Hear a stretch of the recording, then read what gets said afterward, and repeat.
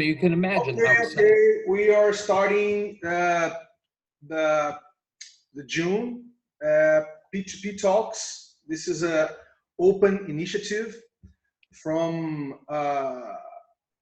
E2GLADS. E2GLADS, for whom doesn't know, is organic, interactive how we say effort to materialize all sorts of P2P social technologies related to abundance logics and the potential that we have as people in a peer-to-peer way. So this P2P Talks is not only going to be hosted by me, okay? This is something that you guys can host too. So this is an important notes to share with all of you, because this is not a conference, how I say, a centralized conference talk. It's really to be a distributed one. So if Shana wants to do a P2P Talks with someone that she knows that it's related with the logic for abundance, or with the commons, or with network sciences, or with complexity, or things like that, feel free, Shana. Same for Stacy, same for Tiz, same for Gabriel, same for Marco, and anyone. So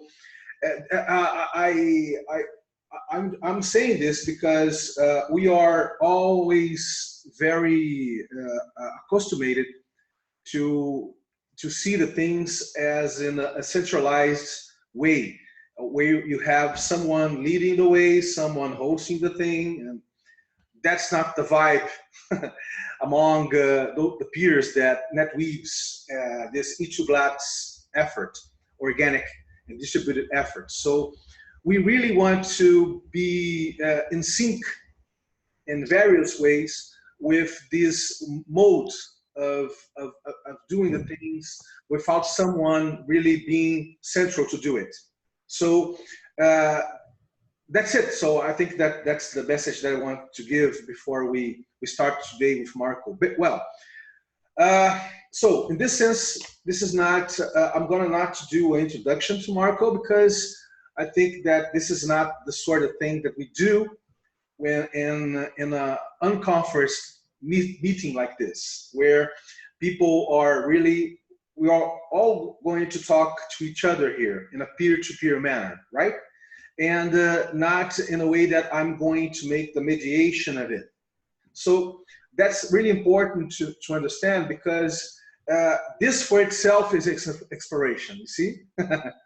So because in that sense, we don't have, the host is distributed for everyone that is linked to this conference, this conference room right now, this Zoom link right now. So let's begin. Marco, feel free to begin, man, and introduce yourself. Talk a little bit about you, Cochabamba, and of course, about Green Fab Labs network. Okay, thank you. Everybody, welcome. Thanks for being there. Thanks to Vinicius for inviting me to give this talk. I'm very honored. Today we're going to go through a very personal standpoint that I have in relation to the Fab Lab network, and also my personal bet for Green Fab Labs. Neil Gershenfeld used to say that with Fab Lab machines, you can do almost anything. There is so-called Fab Academy, where every year people have a very intensive training on digital fabrication. It's like having the essentials of engineering plus design, code, and implement a project in order to become certified. You need to know programming, you need to know 3D design, electronics, and a lot more. Understand the inner working of like 10 machines and how to use it, and integrate the whole ecosystem. It is very challenging. I'm telling you about because if you come from a country like mine, or let's say from a country that has Spanish, Portuguese, or other native language, then you have English as a second language, and you need not only to understand conversational English, but technical, engineering ontologies, and, and more terms, more technical terms. You need how to talk between different disciplines. It means work in an interdisciplinary environment. It is almost challenging. And it is more challenging if you want that Fab Labs, maker spaces, biolabs, really accomplish its mission to become open spaces where knowledge is shared and democratized for all. It means inclusiveness. We start Green Fab Lab network like 4 years ago with this challenge in mind, how to make it accessible for people that is on the other side of the digital divide. Then it's about social Fab Labs. Then it's about grassroots approach, and that comes from the global south. We also want to be able to assemble and disassemble a computer, a 3D printer, you name it, because we want to have full appropriation of the technology. In that way, we're going to be able to solve an historical problem. It is about technological transfer. It flows from north to south, right? So we want more than this. We want to own that machines. We want radical empowerment of regular people, power and tech for the people, because knowledge is power. We don't want to work hard and create the stuff that is just a toy, just something that has short life cycle, that after some use becomes waste. There is an incredible amount of waste on the seas. Seas are part of our life supporting systems, and we are destroying it. We want a totally different approach on design. Sustainable design, regenerative design, circular design, symbiotic design. We have options, but we can't be part of a global machinery of insane production and crazy patterns of consumption. We decide to keep our brains with us and offer a fresh alternative: green Fab Labs, green communities, green startups. So that is our mission as a Green Fab Lab network, is to enable regular people to create those green villages or green communities, to greenify the current ones, and also to create some sort of green engines like the Green Fab Labs are, or green startups for social entrepreneurship. Also, we want to have a Fab Lab to create sustainable stuff, to become self-sufficient, and to cooperate, enabling foundation for a new economy. It means that we need to refrain profit.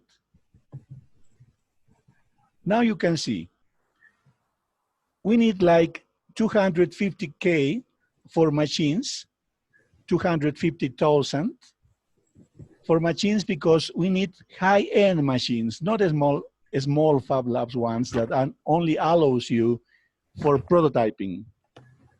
We need prototyping, but to be able to produce products ready for the market and becomes self-sustainable at economical level, we need real machines, and it is a question of survival. Our idea is that, let's say 20 families could create a common pool, investing the same money, little bit more, like 20,000 more than they need to buy a regular house.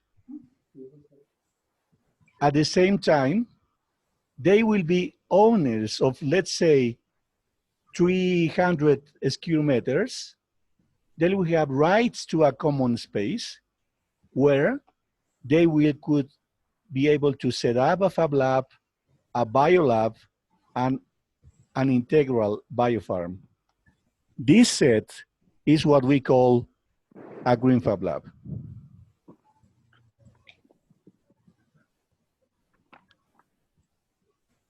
The idea is to have an approach for alternative ways of ownership, an approach to do this cooperatively. We could be the owners of our little private space and have a common space where to build other facilities. Because we are a social project, a B project, we are of public interest. And if we are smart enough to get key agreements with companies, NGOs, foundations, and town halls, we will get the money that is needed. Yes, we need an alliance. It could be public-private alliance.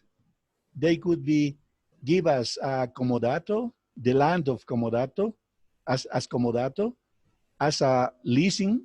There is various forms, legal forms, to manage this as an innovation consortium that take care of local development.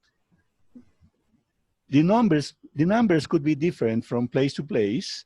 If we organize in cooperatives, we can leverage resource better. There is a lot to do meanwhile. And now I'm going to give you some little presentation that I did. It is very short in comparison to our global or complete roadmap. We did a research with a distributed team. We are like 200 people and like 50 active users, active members. And we are in 15 countries worldwide. So we use GDocs to create a roadmap of the research issues and then choose which of them are prior and which of them are the most convenient in order to create an open source symbiotic economy. Okay, I'm going to share my screen. Please give me feedback if it is if you are looking at, okay? Yeah. It's about building social enterprises. It is about creating a global distributed environment where we could achieve common goals. And we could do that if we have a strategic framework. So that is that we did last 2 years to build that strategic framework. In that approach, we realized that we cannot, continue to be separated from nature. That is the conventional way of thinking. To think that nature is something that we need to exploit. We can't eat plastic, money, weapons, oil, pesticides, right? We need to reunite nature, to be one with nature. A healthy symbiotic economy is about to thrive, not grow. So we need to stop grow. I have my admiration to a very a strong woman in New Zealand that decide to stop grow as a public policy in her country. We must understand the laws of self-organization of matter and systems. Next step of the mankind evolution are symbiosis 2.0 in our concept of nature and human beings, their organization, their machines into a living planetary organism.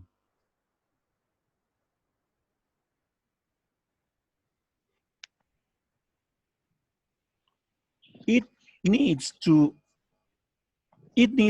flipping the paradigm from rival roads to anti-rival roads,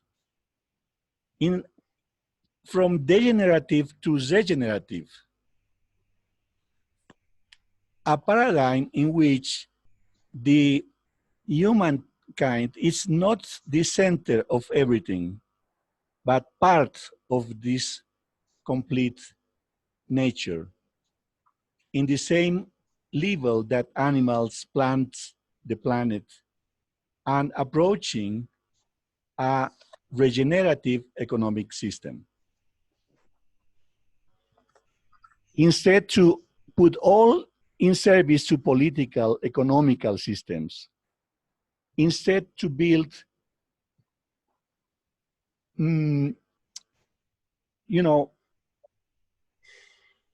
roads for cars, open spaces for cows, and the planet for bankers. We need to put all in service of animals, plants, the planet, and of course, all of us. But we are experiencing at very interesting times and very challenging, and there is a current and ongoing evolving technology that is beyond our imagination. And I'm saying that now resistance to this trend is futile. Artificial general intelligence is the intelligence of a machine that could successfully perform any intellectual task that a human being can. Humanity is creating this now. It will be on charge of everything in less than 50 years. So we are trying to do this.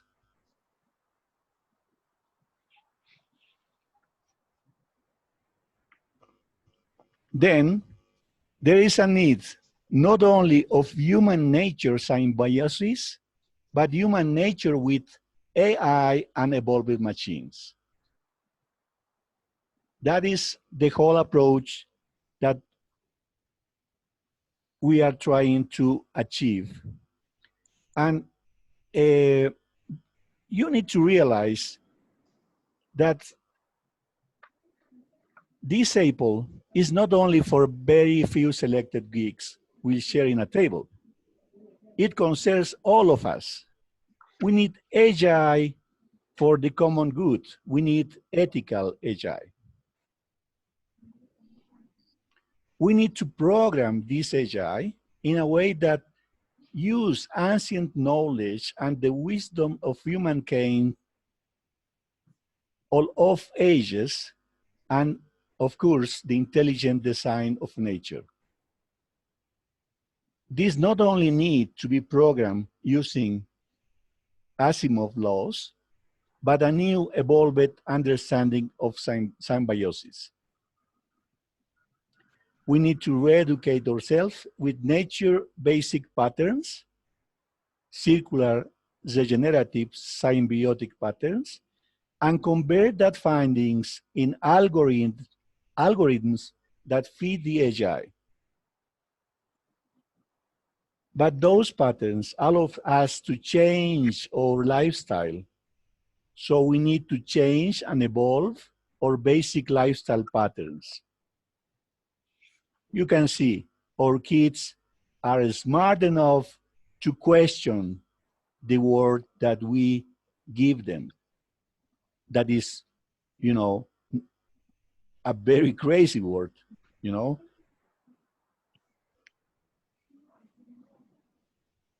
Well, you maybe you are thinking that it is beyond that what we can do as individuals, and that big companies have large amount of money, large amount of funding to do this kind of uh, AI enterprises, and how could be possible that a small team could do something on this matter. And I think that no matter what we can achieve, it is all about the journey. We love what we are doing. We have very clear our ideas on how to do that, and we are happy about what we are achieving. At the same time, we are approaching a different lifestyle. I could say that it is a minimal lifestyle with very, very different patterns of consumption, conscious consumption, and a lot of life hacks in order to create a, a way to join again as a members of a family, as a members of a community.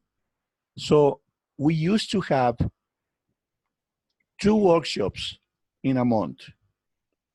This workshop is about self-sufficiency, and all it starts with cooking something. Food is magic. So we join in a house of one of the members, and we share secrets of cooking, healthy cooking from scratch, how to make bread, how to make cheese, how to make pasta, how to make yogurt from scratch. So we are approaching the technology of food that is essential, and we are appropriating this because we want to be self-sufficient and we want to be healthy. As regular people, we could get a minimal hack lab with very, you know, basic electronics and start from there. There are a lot of cheap electronics, and you could make a lot of amazing stuff only with very few resources and very few money. At the same time, we suggest to create a minimal media lab in which you could make your own communication stuff, like advertising, like graphic design, etc. And a minimal fab lab. You know, you could start from a cheap 3D printer.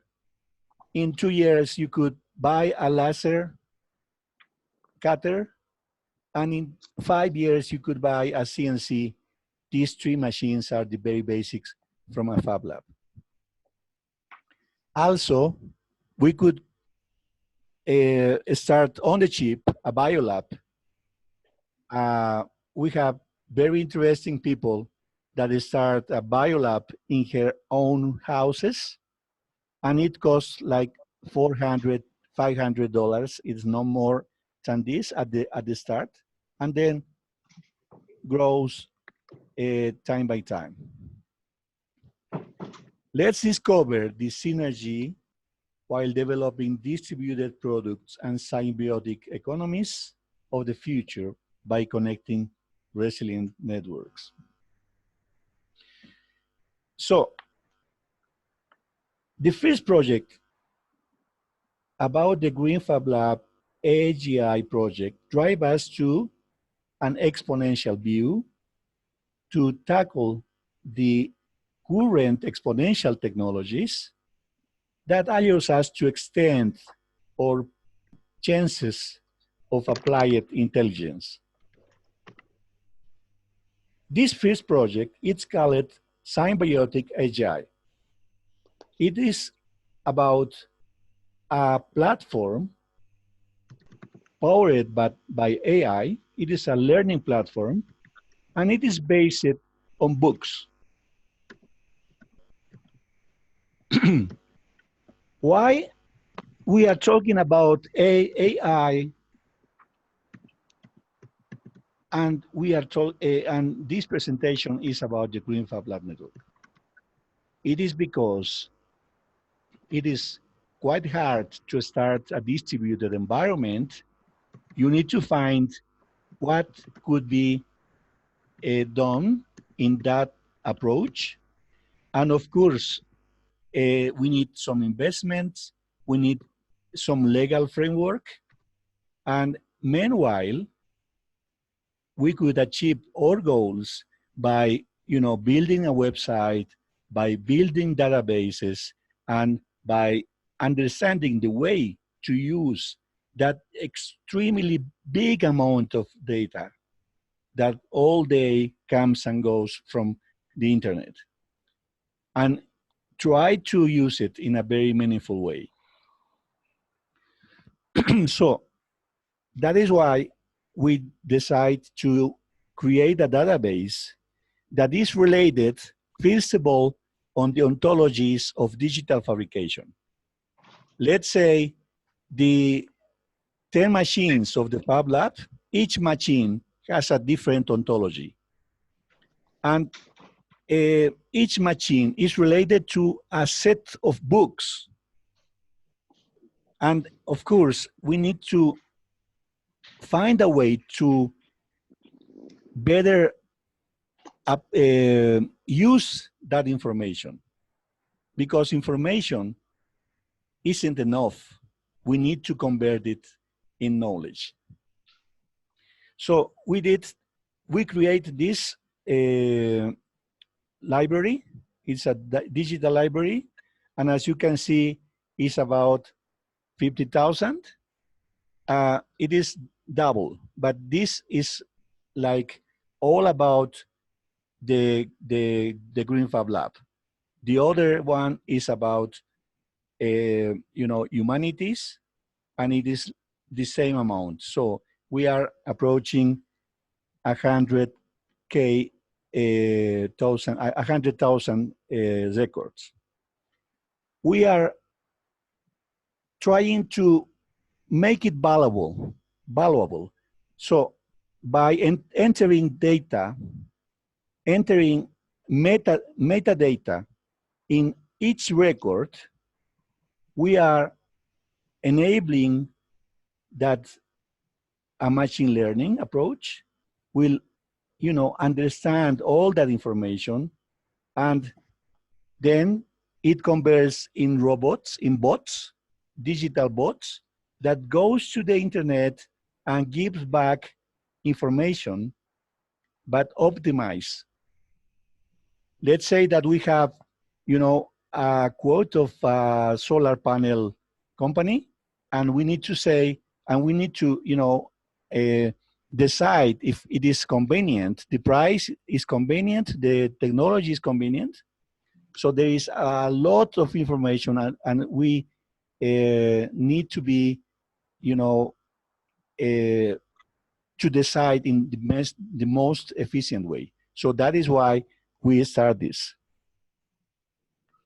And when we look something, we have this map. So it is working now. This is the current stage. When we click on this book, there is coming a new you know, screen in which we have the full book or the metadata. This is a big process of labeling that is in terms of AI, because machines are very full and you need to label each field of the basic and extended information of a book. And you need to label in a manner that AI will be able to recognize.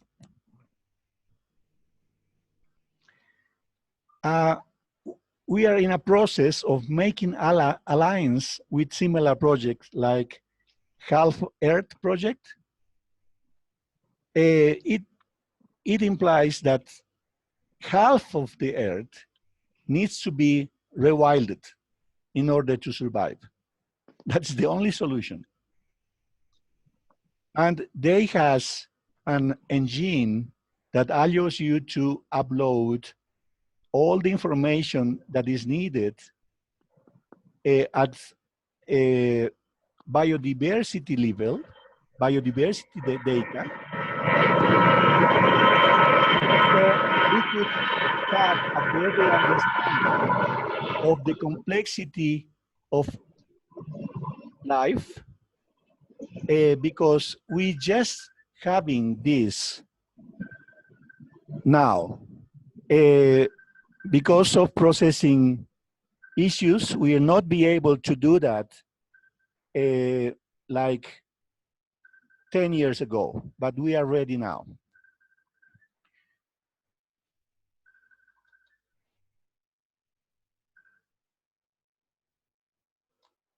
Okay. Other alliance is about materials, because most of the people distract themselves by, you know, the cycling. All that approach of that is, you know, on the mainstream of the greenwashing that says that you have the responsibility to recycle. It's okay, but the real problem is that the companies that produce that waste, and they need to take accountability of that situation, and they need to solve it. We decide instead to go to the root of the problem. And the root of the problem is what is the materials that we have in order to produce in a sustainable way. So we need to get all the information about sustainable materials and know how it works between them, how to make composites, how to make eco-composites, and which technology could be used in order to use one of other material.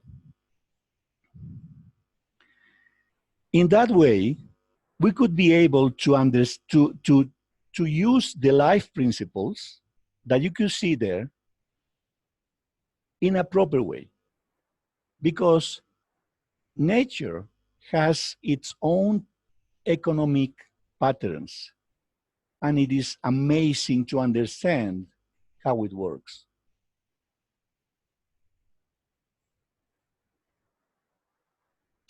Of course,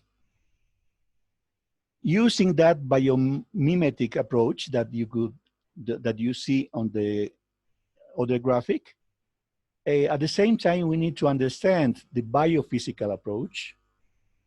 It is about you know, complex industrial ecology, terminology, and processes, thermodynamic processes. It is beyond this talk, but we could do a talk about that because it is fascinating. So the next program is about Symbio BIM, which means virtual information modeling. So because we are separated by geography, and Vinicius is on the other side and China is in the other, in the hemisphere north and things like that. We need a way to use technology in a way that allows us to join in the same way that we are joining now, but for creating stuff, for designing stuff. So using virtual reality, we could approach an ecological way to create the stuff, because the embodied energy, you know, if we travel, we have an embodied energy of that flight, because that uh, plane is using a lot of energy. So we need to reduce that. And we found that virtual design allows us not only to create virtual houses, but to create virtual furniture, but to create virtual machinery, pieces of machines, you name it. It is, you know, endless possibilities. And there comes a feature that is named CAD-CAM. It is that the designs that you do, that you could make, you could send to the digital fabrication machines that is on the Fab Lab. Now it makes sense. Now our platform or strategy makes sense, because now there is a connection with the tools that is conventionally on Fab Labs.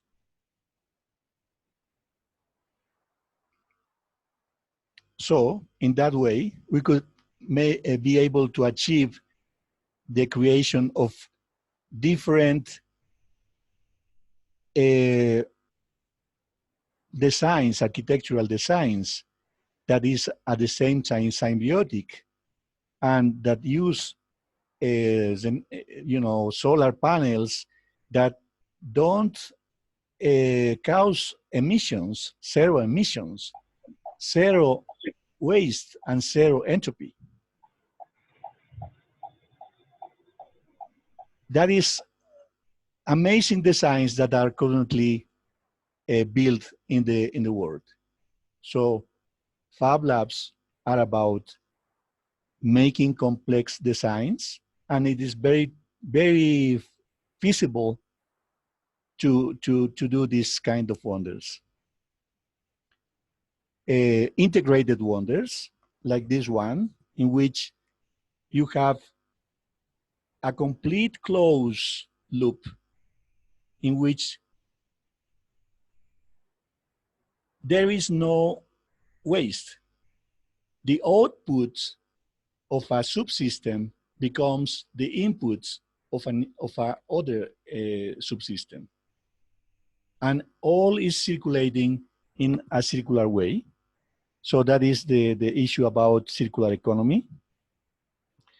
And for example, there is a project named Biosphere, and they want to create, they are, you know, creating indoor conditions of life support systems. And this is amazing, considering the big problems that comes with climate crisis.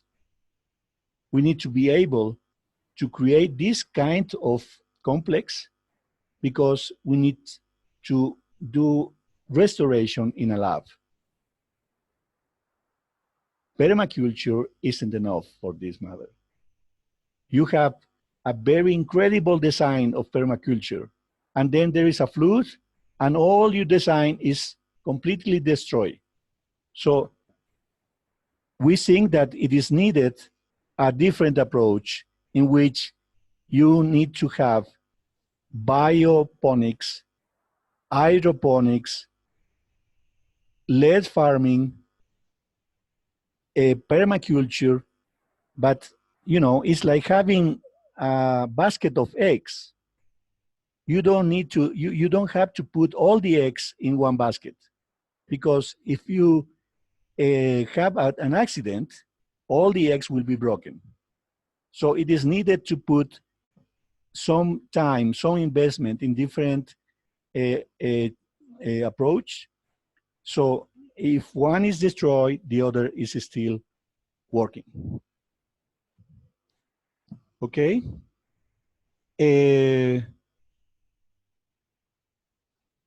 I'm ending now.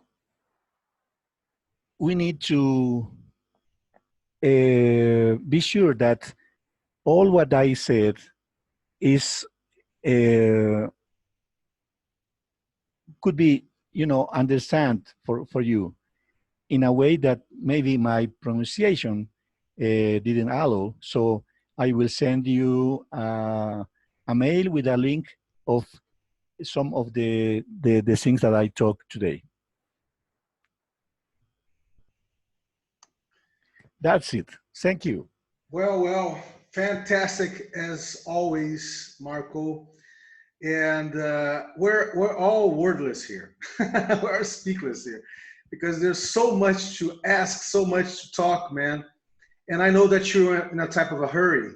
You have to go with your daughter somewhere, as you make notice for me. So, as Bowings, he's jet lagged, as you guys that have seen in the chat. So he won't be able to be with us. But I think he's already gone. Oh yeah, I think he's already gone. So I think he will be the next P2P Talks people. Michel Bowings from P2P Foundation Commons Transition. He will be the next P2P Talks in July or October, thing like that. But coming back to this fabulous presentation, I know that we all have a lot of questions, and all the people here are engaged in this type of understanding and vision, see, Marco, of this new social worlds, new economic worlds that we're all building up in various ways. So I would ask if there's room for people to make some remarks or even question some things. But as Marco has an appointment, so it can be in a short notice, short time. Would it be okay for you, Marco? Yes, no problem. So people, come on. Feel free to comment. Please give me your questions. If you have questions, give me, write it down in the chat, because in that way I will be able to understand better. Sometimes I have some issues with different talks or understanding that.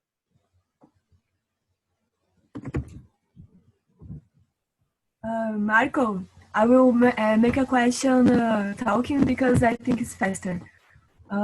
Does you think the Green Fab Lab has any answer about the semi-industrial, like you said, scalable way to reproduce regenerative economy around plastic solutions? Because now yes. I'm working with it. Yes, exactly. We have an scientific advisory team in which there is very, very interesting people like Joshua Pierce. He is at charge in Michigan, in a lab in Michigan. And we started Fab Lab Bolivia 6 years ago by working in a 3D printer prototype that uses plastic bottles as an input. And we make that from waste electronics, and we send that to a contest. Then Joshua and other people from the open source community see that prototypes, and we start to talk with them. They have a very advanced machine that is like $15,000 that allow to process plastics, and no matter the kind of polymer. And it is an amazing machine because it is real. It is not a toy, you know. It is something that is a full giga 3D printer, very big 3D printer. Wow. And I think that that machine, it's like 25,000 at least. But now that is, you know, its first set of machines, it is like $15,000. I'm going to buy. I hope to buy one of them in my next visit to the Fab Lab Congress next Montreal next year in June. In this same month, June. I hope that it will happen because I dream with that machine. It is incredible. I will send you the link for the paper in which Joshua is talking about our project. He's talking about the Green Fab Labs and the need to use that machines in order to process plastics. Oh, that's great, because I faced this kind of search now, because I look forward about precious plastic machines, but I figure it's more about prototyping, and my business canvas requires a more industrial-like technology. So I think it's gonna be a good thing to have here in Brazil. If you ever come over, I expect to have it here, because this year we probably going to get the capital for it. Yes, of course. The good news is that in Joshua, we choose to invite Joshua because he is genuine open science and open source technology evangelist. You know, I know a lot of people that says, we are an open source, you know, technology company, but there isn't. Instead, Joshua could share with you all the design, all the files that is needed to design and to build that locally. Wow. Yes, exactly. Yeah, and you don't need to go to Michigan for that. You just download that files, and you go to the next Fab Lab in your area, and you ask them for, you know, cut the pieces, pay for the cuts, and then assemble in your own lab or in your own house. That is the magic of distributed environments. Certainly, man. Certainly. Luisa is beginning to make a good deep,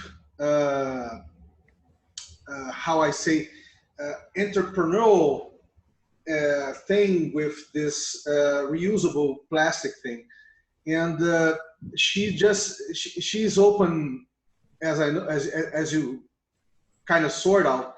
She's open to other types of environments to make this happen. So I know she's very thrilled by your talk, you see, Marco.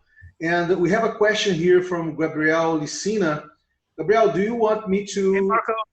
Yeah, I can read this out loud for people who are unable to jump into the chat for whatever reason. Okay. So yeah, what I wrote down was the talk is very broad and covers many topics. Interstitial spaces, and for people who don't know that word, it's the places in between places, are the places where things tend to break most often, both in the world and in protocols. What are your methods for integrating between these large constructs?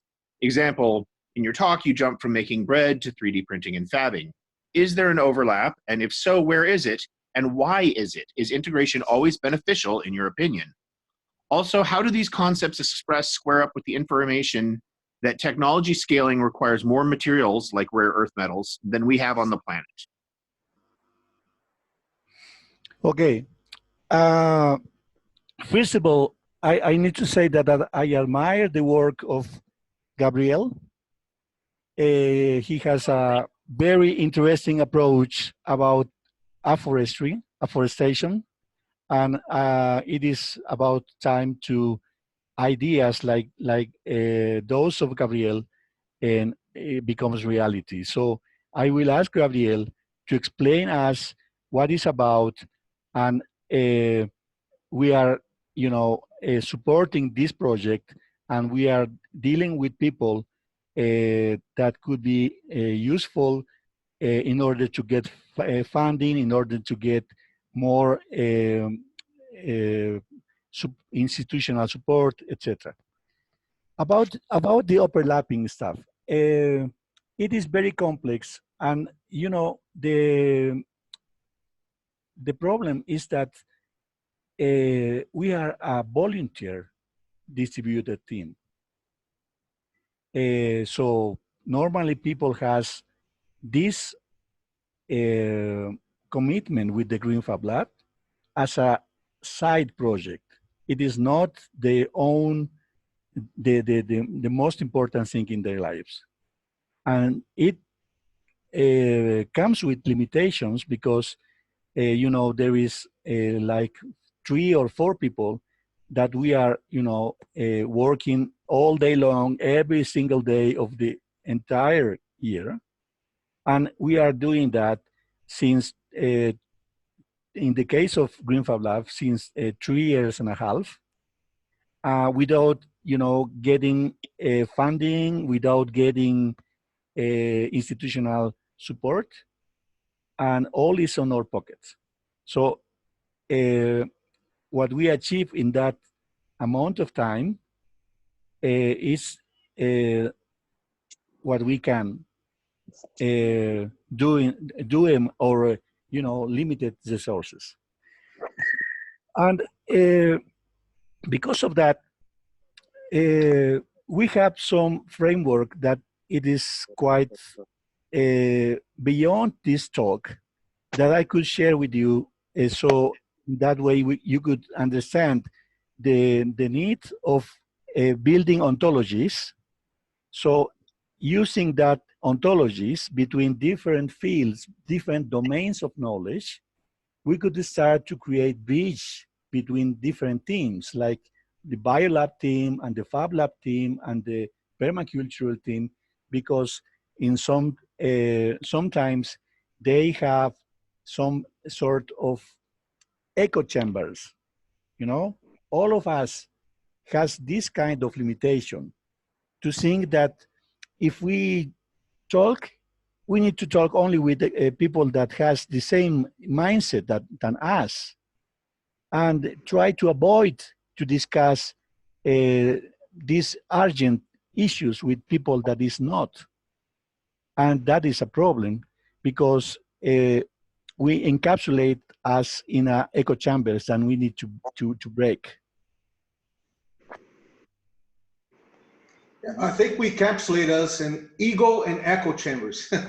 Yeah, exactly. Exactly. Both types.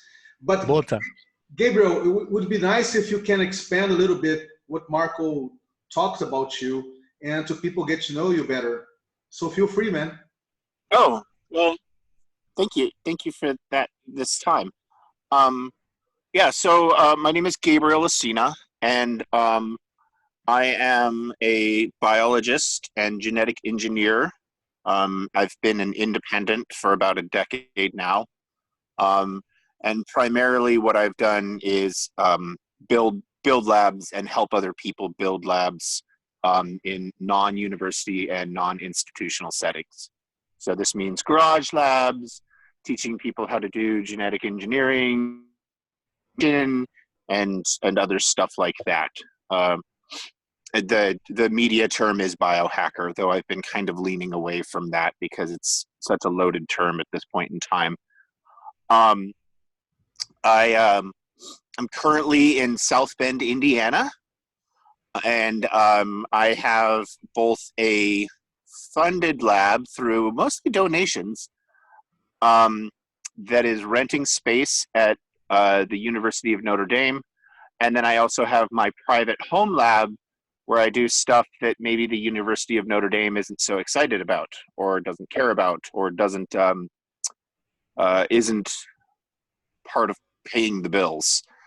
The project that Marco was referencing was a project that I've been developing for about a year and a half now, called ENTS, which is a reference. It's a JR token reference. Could you put the link in the chat, and so we can make a screen share? Yeah, I can. Yeah, let's see. Do I have a link to the like a link to the project? Maybe if you could, you know, share your screen, look in the PDF, maybe. Oh yeah. So I have a. Right, I'm doing this all off of my phone, so. Okay. Yeah, I might have to share a little later. But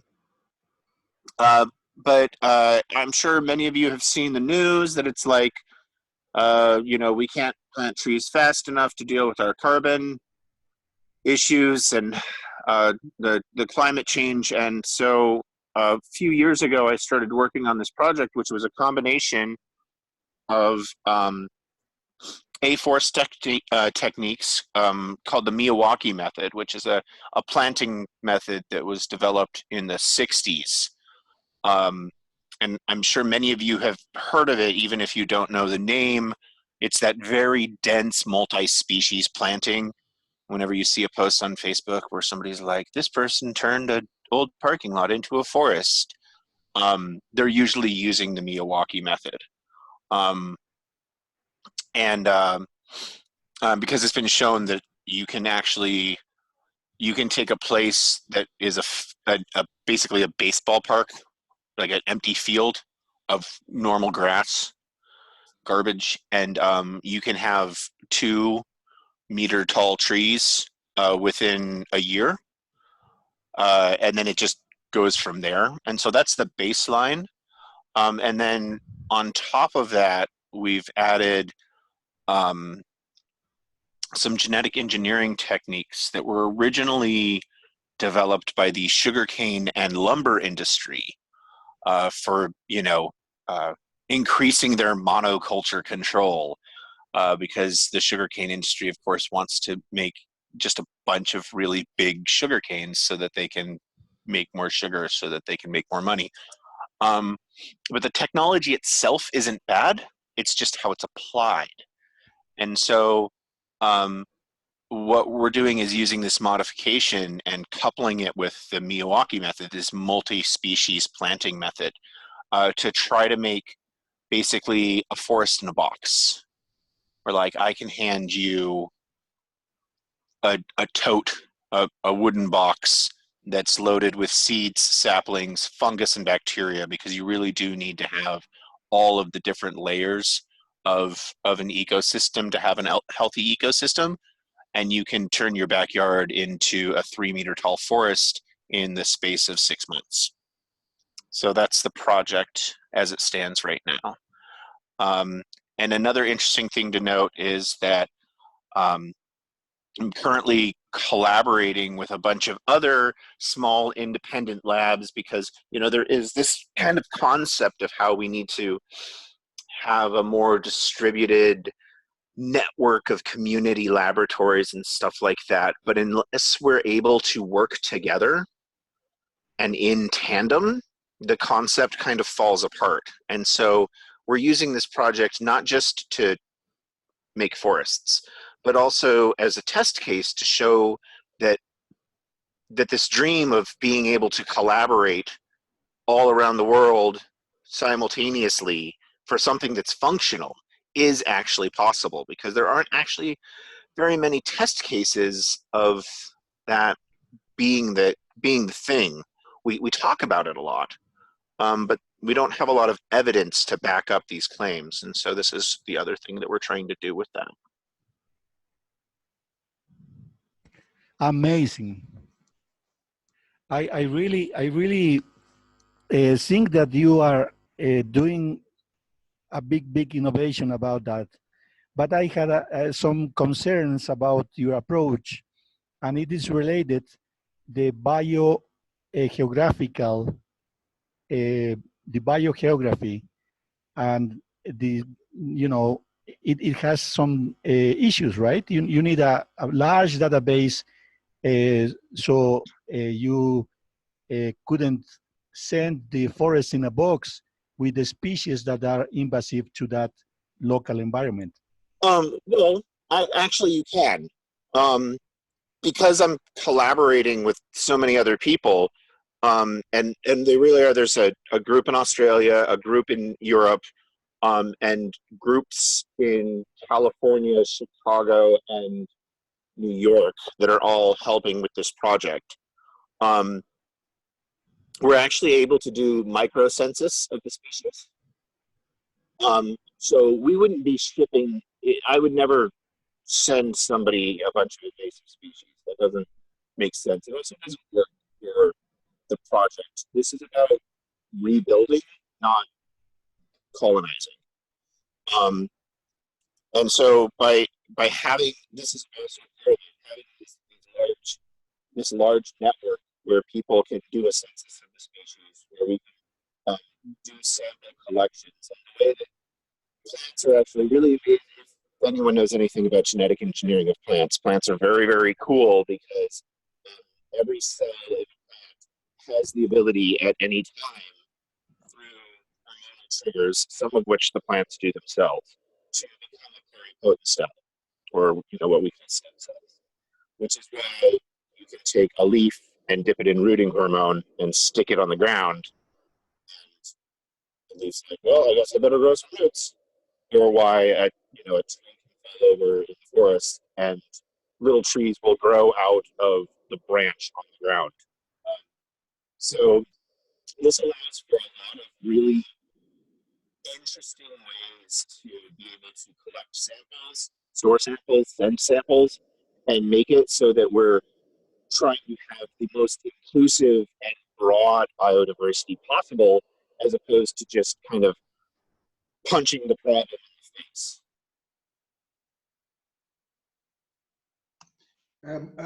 Gabriel, your audio was failing a bit, so I don't. Okay. I don't know if the people here could understand what you said in this last sentences.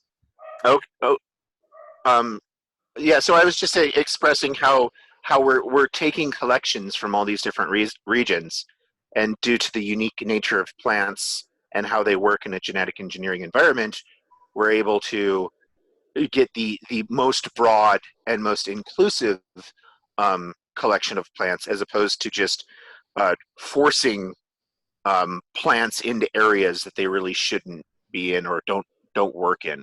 Because I mean, that's the other thing. Like, regional planting is a thing. You can't just cram green beans into everything.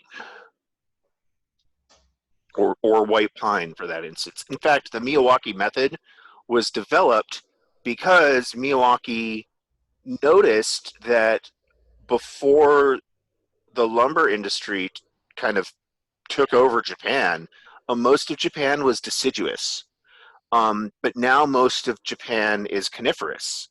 And so the Miyawaki method was used for bringing back original forest types that existed before lumber agriculture took over. And so we're trying to mimic that type of thing. We're not trying to colonize with new species. We're trying to reintegrate the old species using new techniques. This is very interesting because, you see, the current thought process is not that one. The current thought process is that any species can be anywhere in any ecosystem on the planet. And I say that because I have some ground experience in that sense too, here in Brazil. Mm-hmm. The guys here, they still are in this type of multiculturalism thing that you can pick up some species from one type of ecosystem and put in another in a type of a lab-driven condition, you see, Mm-hmm. and make some biogenetics to adapt that species for that environment. So I mean, you it's very could, what you're saying. but why would you take all that effort when there's stuff that already works there? I know, man, but it's not me. I'm not. Yeah. I'm just sharing what is happening here. Yeah, no, absolutely. I'm aware. I was down in Brazil like about 2 years ago, and got to interact with some of that. We actually started developing this project when I was in Brazil, and one of the first things that we did is we went out and we collected fungal and bacteria species from the local rainforest to see how well we could culture the local species for propagation. A lot of people, when they talk about reforestation or afforestation, they always think of the macro species like trees as their front end, because we're macro species as well, and that's what we see. But some of the most important drivers of change and rehabilitation on the planet are fungus and bacteria. And so learning the techniques for dealing with those are really what's more important. Yeah, even if we want to go to Mars, that's a very important take. Yeah, it's going to be all like and all the time. Yeah. Well, Gabriel, thank you so much, man. I think that I don't know people about you guys, but I think Gabriel, would be nice to have a P2P talks with you too. Yeah, I'd be more than happy to do so, and I really appreciate the offer and the time that you've given me to speak. Thank you. Yeah, of course, Gabriel. Well, we don't have much time here because Marco has a little bit issue. It is over there. Hi, Edmond Williams. Wait, what? Edmund Williams? Yeah, it is there. Edmund Williams. Hello? No. What's happening, Marco? We're hearing you. Where there is Edmund Williams, that I think it is on. Yeah, he's on a mobile right now. Oh, okay. Hi, Edmund. Okay, there we go. Can you hear me now? Yeah. Come on. Yes. All right. Yeah. Sorry, I had some things I had to do this morning, so I logged in late, and I'm driving right now. So, but I'm here. Okay, Edmond, I am very happy that you are here too. I admire a lot your work, and it is a similar, a different approach. It is, in my concept, it is like bioponic approach. And I want, if it's possible, that you explain a little bit your work. Sure, I'd be happy to. What I call my system is a Lehr garden, L-E-H-R. And basically what it is the oversimplistic version is that it's aquaponics with soil. And the way that I make that work is the system actually builds its own soil in place. So I start with a lot of, a couple of mineral nutrients, but really the bulk of it is organic matter. And I pair that with compost to get the microorganisms. I put mushrooms in it to help the mushrooms really start breaking it down. And, so basically the system is kind of composting in place, but because it has the nutrients from the fish waste in the water that flows through it regularly, it actually supports plant growth while the soil is building. And for the first 6 months or so, maybe 3 to 6 months while the soil is first building, the plants will grow a little bit slower. You got to kind of watch for nutrient deficiencies. But once the organic matter, it kind of acts a little bit like regular hydroponics or aquaponics. But once the organic matter really starts to turn into just incredibly rich biologically active soil, then the plants really take off because they get the nutrients from the soil and the water as well. So they have just an abundance of nutrients. One of the things that I found about it is that the system ends up being very, very low maintenance because while you have the mechanical systems handling the things like watering and just the overall running, keeping the water topped off, keeping the water flowing, you also have the biological system. So that the soil, for example, will balance the pH of the water in the whole system. It keeps it pretty steady in mine. I've got high pH tap water, but it keeps it pretty steady at right about 7.5 pH, give or take. And then also when you have a nutrient spike,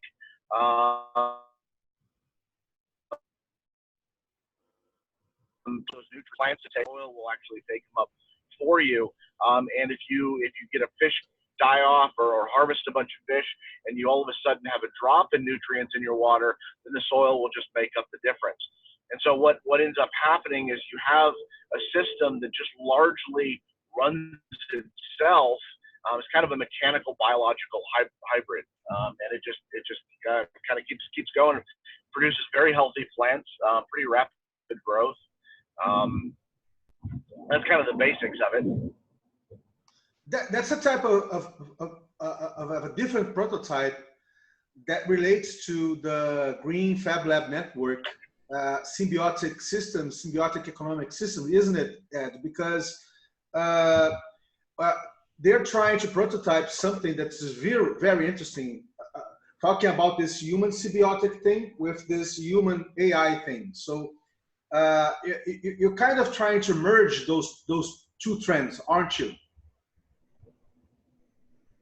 Well, actually, what I'm doing is I'm merging, where I came from, at least. I'm not going to disagree with you, but I will say that when I did it, I was trying to merge everything I know. So I'm merging aquaponics with hugelculture and mycoculture and mycofiltration and composting and vermicomposting and mycovermicomposting. And it's just, to me, it's a combination of all of those things. And I'm not going to disagree with your assessment that it's other things that possibly combined, but it is really it's a combination system trying to bring as many things together as possible. In the case of Edmond, I think the symbiotic approach is about soil enrichment, because soil is the most important thing in the regeneration of the planet. So if we are going to use fertilizers, artificial fertilizers, we have the current situation. Instead, Edmond is approaching a different scenario in which the microcosmos of bacteria, of worms, and all natural organisms work symbiotically, enrichment the soil, right? Yes. Yeah, and once I get it going, the only fertilizer that I add to my system is fish food. It actually builds its own, and one of the things that I'm working on as well is the idea that you can have this as a kind of from a permaculture standpoint. You can have one of these systems, a Lear garden, in your zone 1 or zone 2, and then you can have a permaculture food forest elsewhere on in your space, and that the Lear garden actually produces soil that's very, very carbon rich. It sequesters carbon. It produces glomalin in the soil, and that can be harvested and taken out and used as top dressing, as kind of a mulch to enrich the soil elsewhere in the garden. In the meantime, you can take the trimmings that you get as you prune and clean up the landscape. Doing is sort of almost addition process for the annual plants that like that bacterially dominated soil that work really well in an actively decomposing soil situation. And you basically, the Lear garden produces the soil that you can then put elsewhere, and then the other plants use that richness to provide trimmings and other things that you can, then decompose in the Lear garden to kind of keep that going. Yeah. Well, thank you, Ed. Fantastic too, man. See, Marco, very good. You have the opportunity to invite Ed and Gabriel here. I think we're all delighted. We're hearing really good stuff here, and the thing that it's very, very important and relevant in my point of view of all these efforts that we are doing collaboratively and in a sharing pace, in a sharing driven by sharing content, experiences, sharing efforts and things like that, that we are in a distributed and complex way making new infrastructures and social superstructures come to life. So it's not a matter to be a great new huge plan that's going to make humanity trend to another path. I think that this micro interactive peer-to-peer efforts that we are doing and needs only more connection, sync, and more conversations and dialogues, and because we are already vibrating in the same spectrum. I think so. So this way, I know that Marco has some limited time, but I would ask if Shana, if Stacy, Joshua, Tiz, Karen, and would like to ask something. Yes, I was actually just have to run. I wanted to thank you guys for letting me sit on the call. I was invited by Stacy, and I've heard everything about P2P a million times, but I've never got to sit in on a call. So I was just so happy to hear that you're talking about microbes, soil, and I'm working with my partner. I have to call her right now for the Microbiome Learning Center. So I would look forward to discussing more, but thank you so much. I will let, I know Tice very well. Maybe he can speak for me. Him and I talk a lot. So I will let him speak in my place, if that's okay, Tice, if you don't mind, or maybe Stacy, she knows me, but I just have to run. But I just want to say thank you so much, because this is the conversation I've been looking for. So thank you. I think that we all are thankful for ourselves to being here. See, it's a trend between us, something that resonates with us. Really, Joshua, pleasure to see your face too. So it's my pleasure. Yeah, come on, Stacy, Chana, bye, man. Guys, say Marco. No, I'm saying, Thais, maybe I need to say hello, Thais. It's the first time that I see you online. I'm very happy to join us. Thank you for coming. Yeah, okay. I'm in the middle of say an area with very high-rise buildings, and but I tending a small garden, but I don't have power on that garden. So that's all. But I know that Joshua is living off-grid, so he has much gardening to do. And he is interested in the microbiome, which is actually everything that lives in our intestines. So, and I'm part of that group too. And I'm learning also from what lives in our body. So the food that is digested, this is a whole community of bacteria, fungi, and that is an area of interest of Joshua. So that's biology too. So in the University of Wageningen, they are researching that too in the Netherlands. So that's what I want to add at the moment. Over. Okay. Shanna?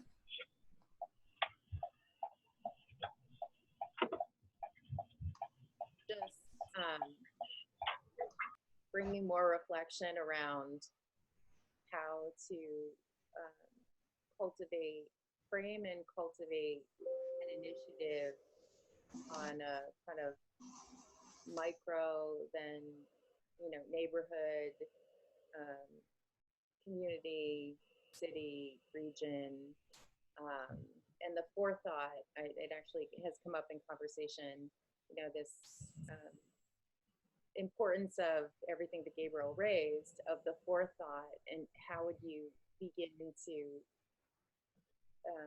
build the relationships and the connectivity to do that rightly, so that you don't kind of end up at a dead end or drop the ball or end up fumbling and making a mess more than really emergently, symbiotically orchestrating in a way that will prove fruitful.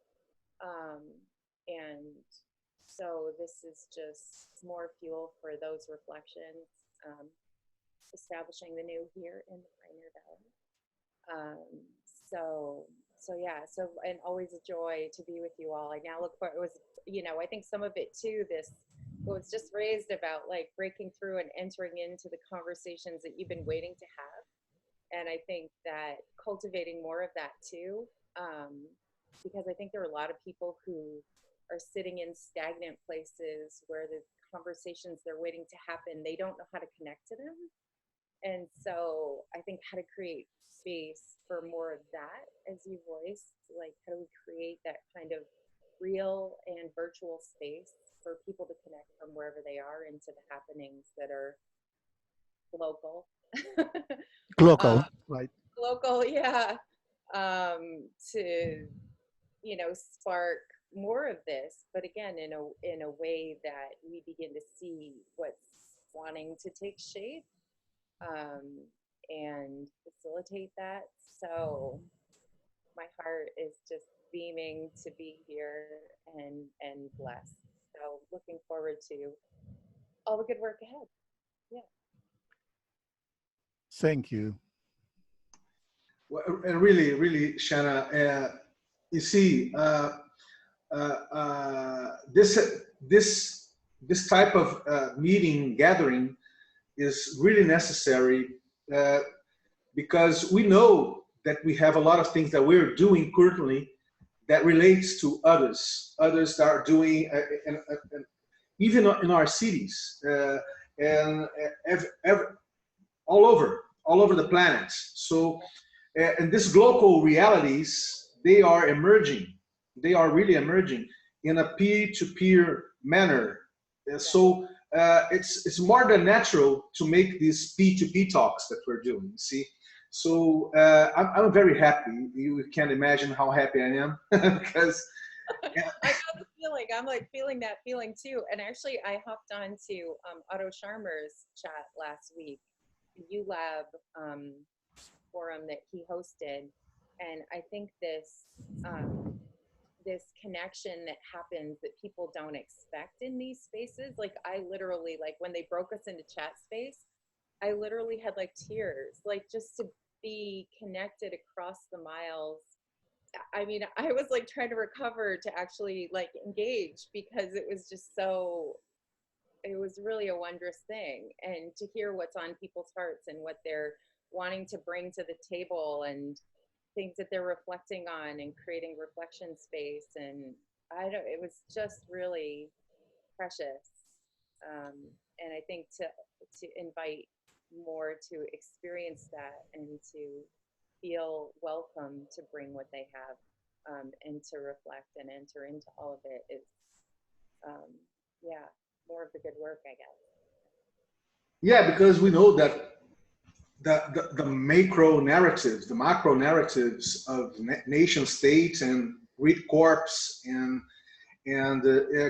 old institutions, they are not functioning anymore. So they don't have all the answers for all.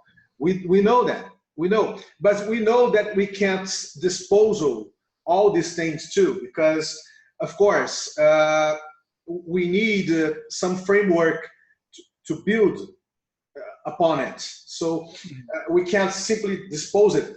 And we have to make this type of transition, this complex transition, an organic transition with non-institutional efforts, with new types of organizational networks and things like that. So that, for me, the happiness factor is there. We're doing we're doing something that we always have the potential to do. But we thought that our governors, our leaders, the great tech guys, great corporates would do it for us, the normies. So that's not it. We're the common folks, yeah. We're the common folks. We're the free folks. Let's make it happen. I'm saying I'm just joking about free folks and Game of Thrones. Okay, that's not it. Let's let's come back. And well, we have to go to an ending. I know it's not the thing that we want to do because we're all vibrating here, resonating with each other. But it would be nice to hear if Karen wants to say something. Karen, I know it's a Brazilian like me. Would be nice to hear Maya, that is a Brazilian like me too. Stacy, that's comfortably settled on her couch, but we can hear Stacy too. So for we going to the end, and of course the end remarks from Marco and Gabriel and Ed and all the people around. Come on, let's go. So this is Karen. I don't have a camera right now. Yes, I am a Brazilian who has been going around living in different places. And what makes me most happy about being here is the fact that I am finally meeting people from south of the equator, talking to people from north of the equator. That's the biggest thrill I have in my heart right now. And I'm very thankful to having the opportunity to just listening for the time being. Thank you. Great. And she's an artist, but she'll talk about that further. I think so. In another P2P talk, isn't it, Karen? It's to begin with, I need to warm up a little bit, and it's not that I'm shy, but yes, I'll come to talk about the art. I'm an artist and I make collages, but that will come in due time. Wow, great. So we have Stacy. Stacy, I know that you want to talk, Stacy. I can feel from here. Yeah. Actually, I just want to thank you for inviting me, and I really enjoyed listening. And I look forward to coming to the next talk, but I really don't have anything to say right now. So Gabriel, Maya, just join in the final. No, final just okay, Gabriel, go. No, it's just it's really it's always really interesting to get into new spaces and see the overlap. I have a lot of these type of conversations with the biohacker movement, and then I have a lot of these type of conversations with the permaculture people, and it's always good to see overlap, because I think that overlap is where the best potential for survivability comes from. And it's just I think it's so important, as you were saying, to make sure to get out of that bubble, because the thing that I've noticed so much is that when you're comfortable, you end up treading water, and we really need to be swimming for shore. And so I'm really hoping that as we continue to do this, it creates action, as opposed to, opening up dialogue is awesome, but dialogue should lead to doing, and that's what I hope comes from this. Yeah, we're all bubble busters here, so we bust all bubbles, man. So you have people all over the place here. And Ed, would you like to add something? Ed, would you like to add something?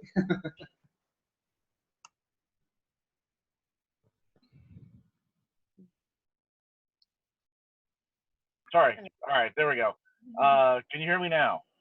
Yes. All right. Sorry, I appreciate the time to let me kind of briefly describe it. I'm still learning how to do that. It occupies a very large space in my brain. So, no, I need to actually go. I'm at a place. I got to go pick up some more tilapia for one of my clients. So, I appreciate the time, and I appreciate being a part of this conversation. I'm hoping I can be more a part of it next time. Thank you, Ed. Really great, Ed. We want to see those tilapias further. So if you can share, if you can put your link, any Twitter link, FB link here for us to connect with you. That's for you too, Gabriel. If you can put on the link in the chat for us, we can all connect better. Would be great. Okay. Yeah. If Marco has a copy of the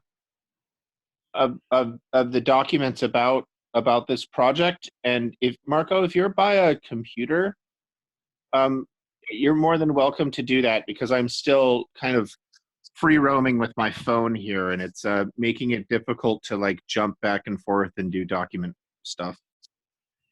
Okay. Thank you so much.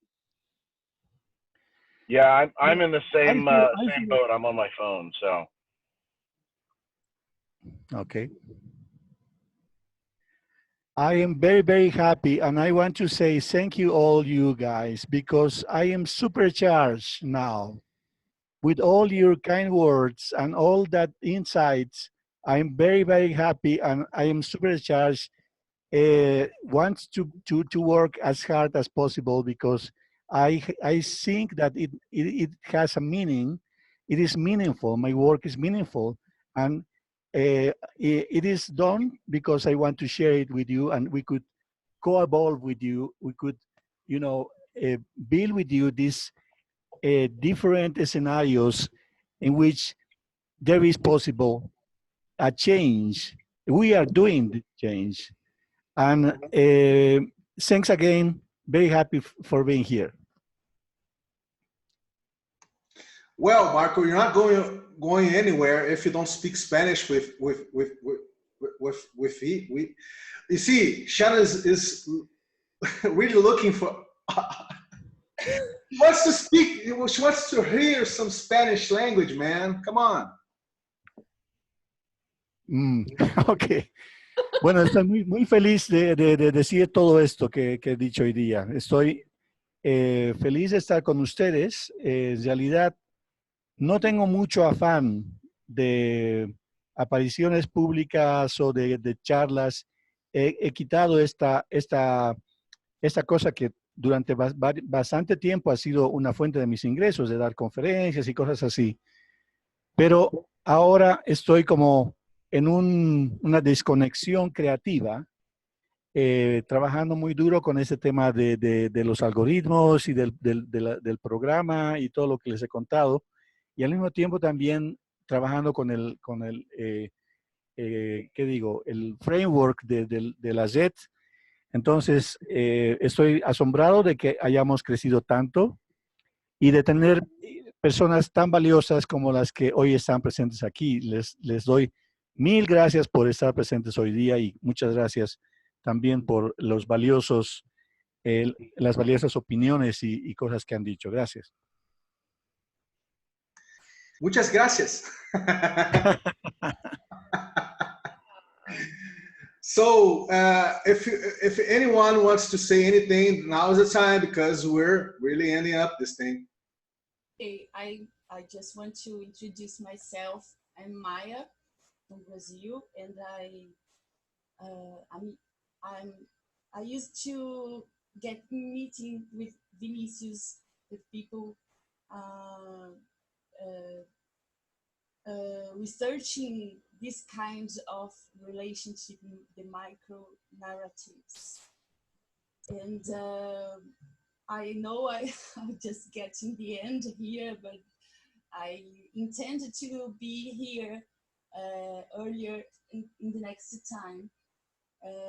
I feel like Shana, when she told that is her feeling about this meeting, with people, and I feel the same. And I intend to get to know all of you. Thank you.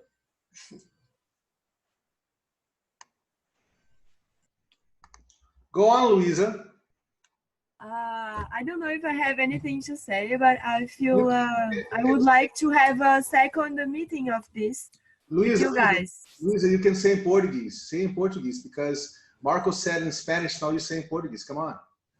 I don't like to speak if most people will not understand. But that's the No thing. problem, no problem. Not a problem. Come on. Say in Portuguese.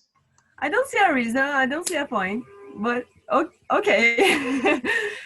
Pessoal, Plasma Hub vai começar aqui no Brasil. Plasma Hub is my project about workshop, building space, shared space for recycling plastic and other materials also. We have a big space that is close to a big lake, and we can build growing stations that float on the lake and kayaks out of recycling the plastic. So I look forward to receive you in my country if you ever come from next year, so on. We are going to build a huge nice space. Please, could you talk in Dutch too, a little bit? Sorry? Ja, ik kan ook Nederlands spreken, maar of ik het goed begrepen heb. Hartelijk dank voor deze mooie presentatie. Ik was erg blij dat ik erbij mag zijn en jullie hier nu te hebben kunnen ontmoeten. Hartelijk dank.